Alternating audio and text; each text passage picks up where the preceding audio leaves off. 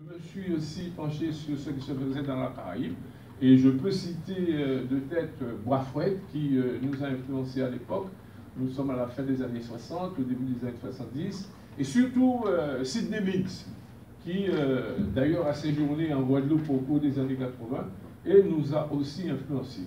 En troisième lieu et dernier élément concernant cet aspect des particularités concernant la méthode, c'est ce qui s'est passé en Guadeloupe.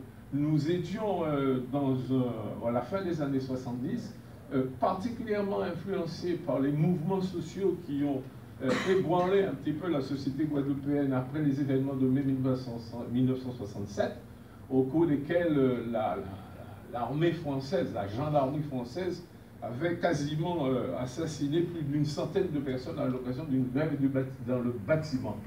Et donc, nous nous sommes posé la question à cette époque de la nécessité d'une relecture de notre histoire. Cela a donné d'ailleurs lieu à un travail d'équipe que j'ai mené avec 3 autres historiens guadeloupéens et qui a abouti en 1984 dans ce que nous avons appelé Manifeste pour une histoire guadeloupéenne. Voilà au niveau du territoire le résultat au plan foncier, c'est-à-dire une distribution pratiquement après, disons, 70 ans d'exploitation.